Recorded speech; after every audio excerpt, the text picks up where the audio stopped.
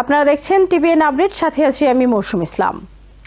ইসরায়েলের প্রধানমন্ত্রী বেঞ্জামিন নেতানিয়াহুর দপ্তর ঘোষণা করেছে, হামাসের আনুষ্ঠানিক প্রতিক্রিয়ার পর প্রেসিডেন্ট ডোনাল্ড ট্রাম্পের গাজা শান্তি পরিকল্পনার প্রথম ধাপ তাৎক্ষণিকভাবে বাস্তবায়নের প্রস্তুতি নিচ্ছে ইসরায়েল। সাংবাদিকদের কাছে পাঠানো একটি হোয়াটসঅ্যাপ বার্তার মাধ্যমে প্রচারিত এবং পরে বিভিন্ন মাধ্যমে প্রকাশিত ওই বিবৃতিতে জোর দিয়ে বলা হয়েছে, ইসরায়েলের তাৎক্ষণিক অগ্রাধিকার হল গাজায় আটক সকল বন্দীর নিরাপদ মুক্তি। প্রধানমন্ত্রীর দপ্তর জানিয়েছে, দীর্ঘস্থায়ী যুদ্ধের অবসান ঘটাতে ইসরায়েল প্রেসিডেন্ট ট্রাম্প এবং তার কূটনৈতিক দলের সঙ্গে ঘনিষ্ঠভাবে কাজ করবে। এই পন্থা শুধু ট্রাম্পের ২০ দফা শান্তি পরিকল্পনার সঙ্গে সামঞ্জস্যপূর্ণ নয়, বরং ইসরায়েলের বহুদিনের নিরাপত্তা চাহিদার সঙ্গেও সঙ্গতিপূর্ণ।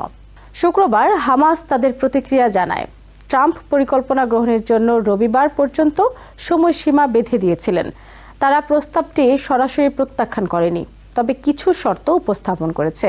এর মধ্যে রয়েছে বন্দি বিনিময়, গাজার পুনর্গঠনের নিশ্চয়তা এবং ভবিষ্যতে একটি স্বাধীন প্যালেস্টাইন রাষ্ট্রের পথে পদক্ষেপ। এসব শর্তই ইঙ্গিত করছে প্রক্রিয়াটি এখনও চ্যালেঞ্জের মুখে, যদিও ট্রাম্প এটাকে একটি বড় দিন বলে অভিহিত করেছেন।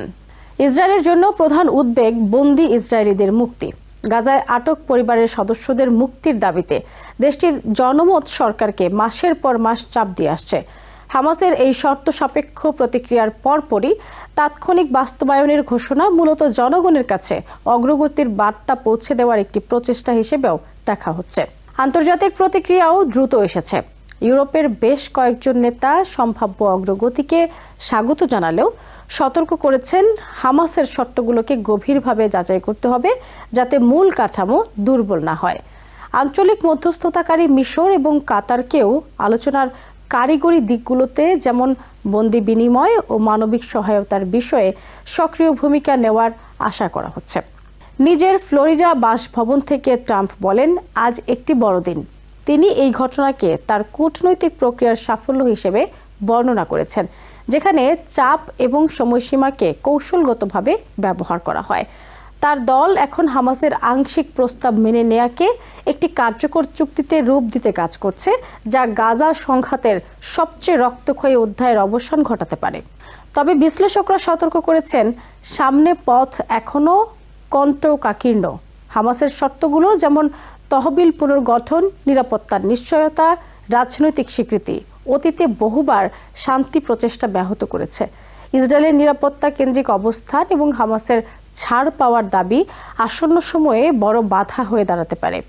তবুও মাসের পর মাস প্রথমবারের মতো উভয় পক্ষ একই কাঠামোর মধ্যে কাজ করার ইঙ্গিত দিচ্ছে, যদিও তা শর্তযুক্ত।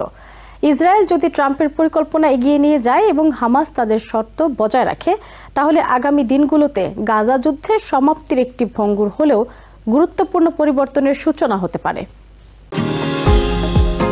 নিউ ইয়র্ক থেকে সম্প্রচারিত টিভিএন 24 টেলিভিশন বিশ্বজুড়ে বাঙালির কণ্ঠস্বর।